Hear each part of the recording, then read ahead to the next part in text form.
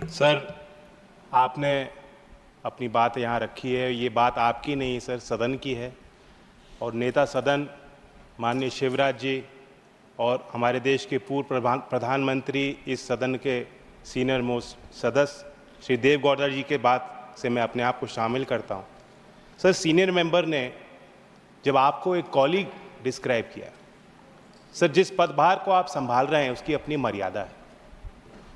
We may be all colleagues and even friends outside this house, but it goes against the traditions of the house to refer to someone sitting in the chair as a colleague.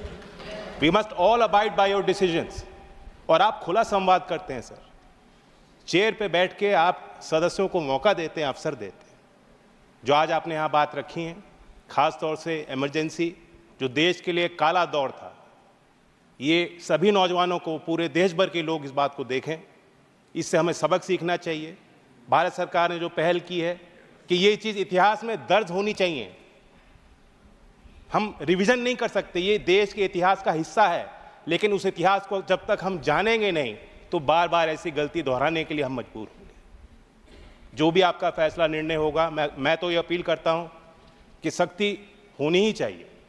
दोबारा एक बार मौका हो, एक बार कोई गलती करता है तो मानी जाती है, बार बार अगर संयोजित तरीके से सदन में खलल डालना ताकि देश का एजेंडा देश के आगे हम लोग पेश ना कर पाएं, इसके खिलाफ भी कार्रवाई होनी चाहिए।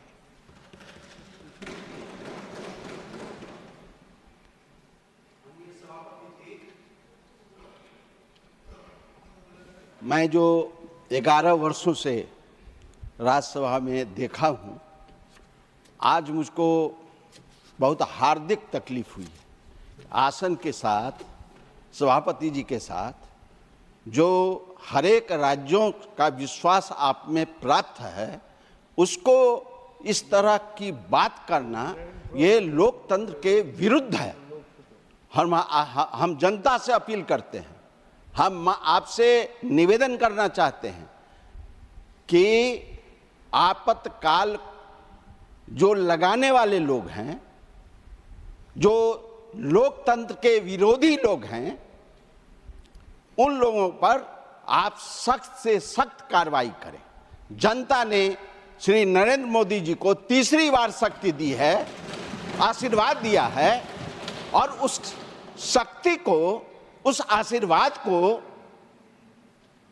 आप कुचलना चाहते हैं, ये लोकतंत्र में नहीं चलेगा। जो सजग प्रहरी है, जो लोकतंत्र का सजग आदमी है, उस आदमी के साथ विरोधी दल के लोग इस तरह का व्यवहार करेंगे, ये लोकतंत्र के प्रति आघात है। हम अपनी तरफ से, अपने दल की तरफ से ये निवेदन करना चाहते हैं कि आप में जो शक्ति है, उस शक्ति का इस्तेमाल कीजिए और लोकतंत्र को बचाइए, और सदन की मर्यादा को रखते हुए आप सख्त से सख्त कार्रवाई करने का कोशिश कीजिए।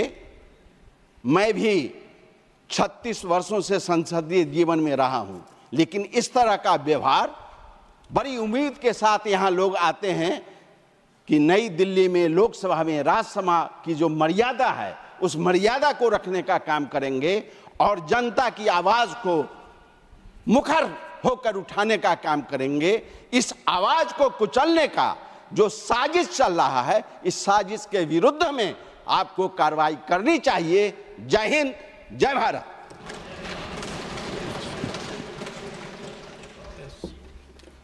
Respected Chairman Sir, respected Chairman Sir, this is my 16th year in this august house. I have seen 4 chairmen in this house, sir. A settled issue from the highest forum of the house was restarted today because you graciously gave a chance to the opposition for their clarification. Unfortunately, sir, getting clarification from the subject, they decided to do politics on the subject and disturb the House. I think, sir, this was a planned for the day, number one. Number two, sir, when they started talking on the issue, when you clarified the issue again and again, they were not ready to listen to you on your proper explanation to them. Instead, they were changing topics member to member to satisfy leaders in the Treasury branch. Finally, sir, their core subject has been diversified and they walked for the reason which they did not stood up, sir. Crores and crores of people in the country are watching this August House, sir. It is a very painful day, sir, a very unfortunate situation which the opposition has given to the nation, sir, to the House.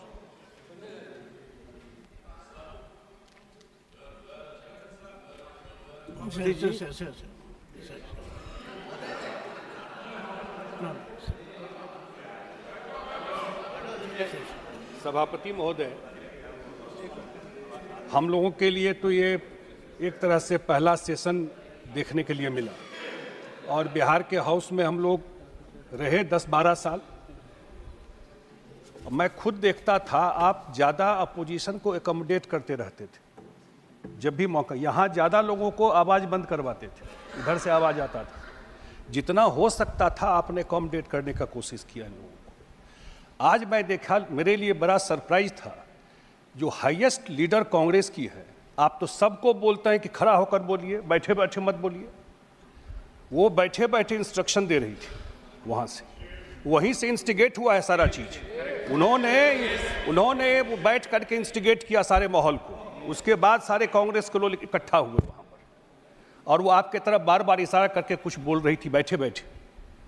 तो मैं तो यही कहूँगा, जो हमारे house के नेता हैं आदरणीय जेपी नड्डा साहब और जितने सीनियर लोग हैं जो भावना अपनी व्यक्त की है, ये जो बैठी हुई है, मैं देखा सबसे पहले उप सभापति ने एक बार उनका नाम लिया तो उन्होंने उसका प्रोटेस्ट किया।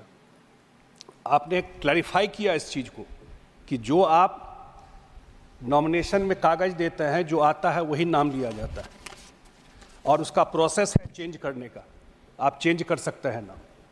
आज फिर वो बैठ करके ऑब्जेक्शन कर रही थी। अगले दिन वो अखबार में छपता है, न्यूज़ बनता है, हेडलाइन बनता है, मैं देखता हूँ डिजिटल चैनल पे चलता रहता है। तो ये मुझे लगता है कि इन लोगों को पच नहीं रहा है।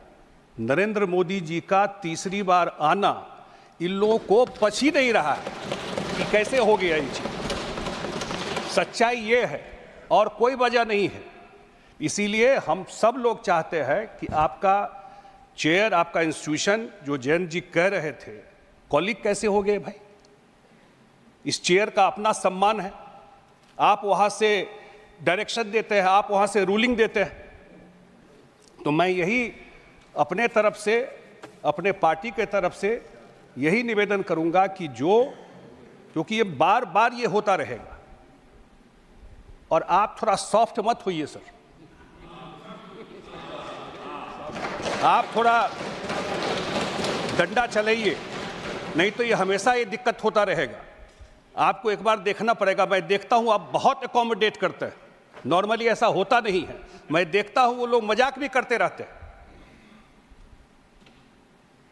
लेकिन आप तब भी सब बात समझते हुए भी आप उनकी बात को, उनके भावना को एकोमोडेट करते हैं, ज़्यादा मौका देते हैं उनको। लेकिन ये उस चीज़ को अप्रिशिएट नहीं करते, कहीं से अप्रिशिएट नहीं करते।